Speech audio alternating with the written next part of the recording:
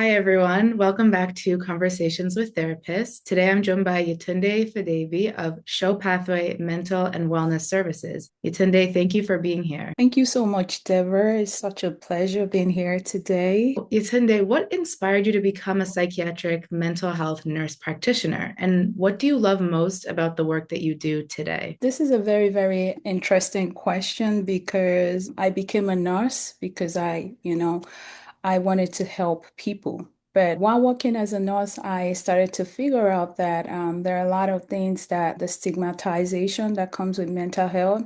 And then I looked depth into the cultural aspect too of issues with mental health, how people are not able to find the right help, how people have a certain perception about, mental health. You're crazy. That's the idea. But no, I started to realize that there's even gaps when people come to the hospital when someone has mental health, because it's not something that can be seen, like medical, you see it. Mental health is not like that. There's always a gap of people being thrown there and just, hey, go figure it out or do a lot of exercise there was just a lot of gap in there. And so when I did my psych rotation, I started to see those gaps, even with family, friends. When I meet people, you could see that gap in there. And that was what led me into psychiatry, mental health. I worked inpatient, I've worked crisis, and then I did this bedside, and then I stepped into the provider as a provider. So I've seen both worlds working as, with the patient one-on-one. Now I'm a provider. I have that two both worlds. I'm always glad I walked through that because that helps me when I'm with my patients. The fact that you've worked in many different settings, doing what you do from crisis centers to private practice and beyond, how do those experiences help you support your clients today? That's a good question because I've seen, especially right now, like I said, there's a lot of stigma that comes with mental health. I've worked from inpatient. I've seen the lack in inpatient. People come into inpatient and they're traumatized, right? Because sometimes they're put in the wrong fit in the inpatient.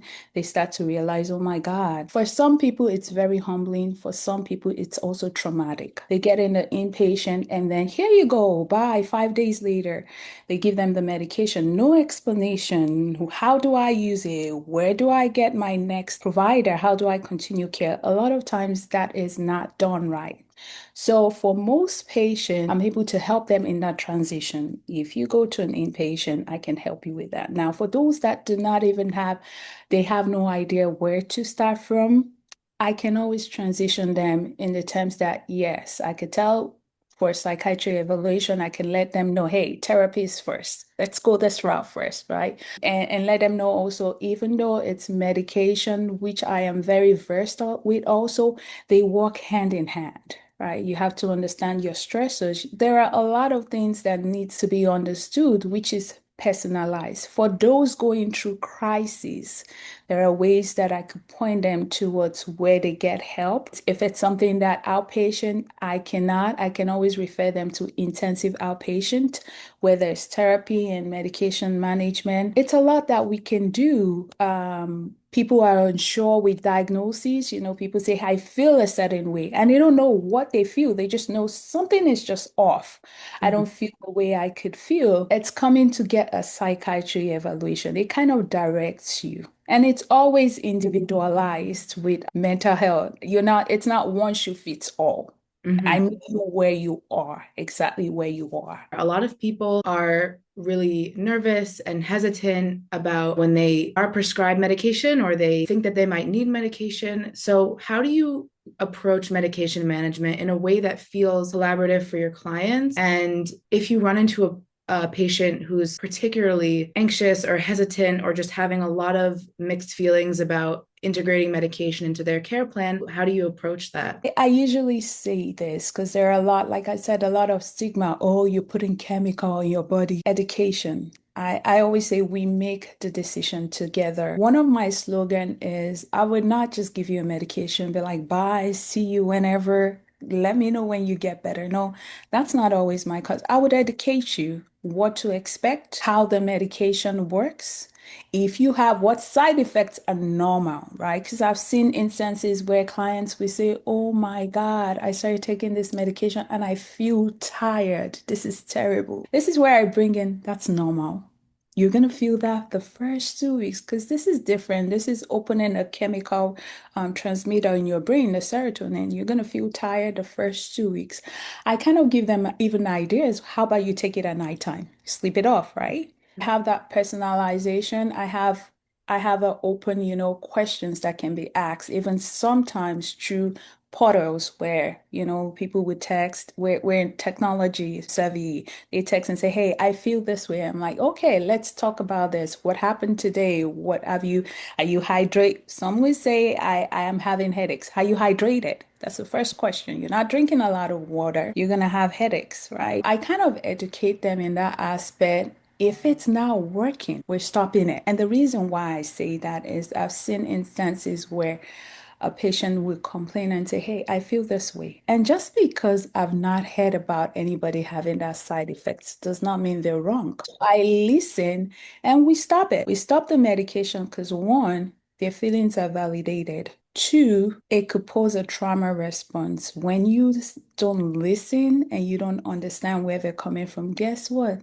They're never going to try any other medication again, and they're going to shut the door and still go ahead with the issues they're having. So at the end of the day, it comes down to listening. I listen. We knit together. I'm not, just you're not a body to say, take care. This is what the clinical. Yes, I follow clinical approach, but you know your body better than I do. And the idea is I would listen. I would tell you what to expect along the way. So that way you transition nicely. So most people that I work with, they transition smoothly. Mhm. There are options. The medication is not working. How about we try something else, right? We try something else. It's working good. If it's not working, there are other options. But we also have to look at a lot of times people get anxious. When you try something that you're not used to, you're going to realize everything that you thought is happening. Is that what is the case, or is it really happening? And then you have a provider that sits and talks to you about it and not just give you the medication, be like, bye, see you in, I don't know, 4 weeks when you feel better. I didn't even ask you for any sort of medication question myself, but I feel very calm speaking to you. And I think that the fact that you have this patient first approach, but you also have the clinical background is really just all any patient could ever want. They just want to feel like their pain is validated, their thoughts are validated, their experience is validated, but they also need the expert support. So the fact that you focus on providing both of those is really powerful and important. I saw on your website that you emphasize culturally sensitive care. What does that look like in practice when someone is working with you? If they come from maybe a different religion or country or general different cultural background that may not necessarily always have the best view of medication or the best, there are a lot of stigmas around mental health. So how does it look working with you with someone from that specific background? So first of all, coming from someone that lived in the Middle East, I've lived here, I've lived in Africa, Nigeria specifically. I've traveled around the world. I'm very self-aware of cultural differences. There's a lot of stigma in families, even with religion too, right? We've seen places where they just say, hey, just, pray over it. It's gonna be okay. But we have to understand that we're supposed to take care of our body too. Every sense of our body, everything we breathe, it's a chemical reaction. The water you drink, it's hydrogen and oxygen together. It's a chemical reaction. The air you breathe, it's a chemical reaction. Now, when I hear in terms of cultural aspect, one of the things that I do is I try to understand what are your fears, right? We have to break those barriers down. Is it the family? Is it a certain outlook, the way people look at you if you go that route? Is it more privacy, meaning that you don't have to tell anybody? Nobody has to know. Take care of your mental health and it's safe. When it comes to that point, the idea is I kind of talk about what the fears are. Because if I just go in and think, hey, this person has a different culture, this is how it no. What are your fears? What actually holds you back? Oh, I don't want to feel like I'm crazy. But that's not what it is right now. You're not crazy. You're having an experience. You're feeling a certain way. How do we approach that? Educate. Educate is powerful. You have to educate people. You have to give them those tools to be able to use. You have to empower them. That way, when they stand in front of, family, friends, they know what they know, and knowledge is power. And so they're also able to break that down too. But if we do not educate, then they're going back there, and then the other person's convincing them, hey, this is it. But the truth of the matter is, with mental health, if you do not educate or you do not go down and see what the fears are, it's not gonna go so far. So being cultural sensitive is understanding where people are from, understanding what their fears are, and work with it. We've only begun to scratch the surface of all the amazing work that you do. And to wrap up, if someone watching this right now is struggling with anxiety, depression, or another mental health challenge, but isn't sure about seeking help, what would you want them to know before reaching out? I want you to know that your feelings are valid.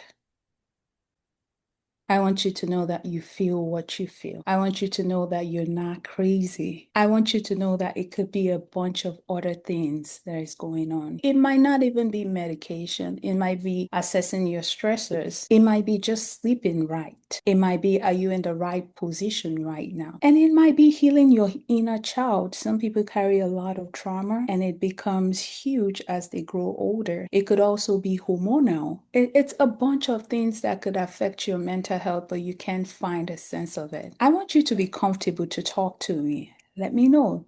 I want you to know that you're not in this by yourself. We're in this together as a provider. And I want you to know it's a journey. It's not, you're not going to meet me one day and the medication is not going to work one day. It is a journey. It's like a bulb of onion. You keep peeling, you keep peeling. That's what I always tell most of my patients. I tell them that, hey, you're going to get there. You just got to keep peeling. Some days it's going to stink, right? You're going to cry. You're going to feel overwhelmed. Some days it's going to stink because onions carry the smell, right? The things you feel, the things, it's okay. But you just got to keep peeling, getting the layers off. And then as you shed the layers off, you get lighter with it. Yetunde, thank you so much for being here today. I learned so much, and I know whoever is watching learned a lot, and I'm really excited for whoever is watching to reach out and to learn more from you. Thank you. Thank you, Deborah. It's definitely a pleasure getting to speak with you today and learning a little bit about mental health.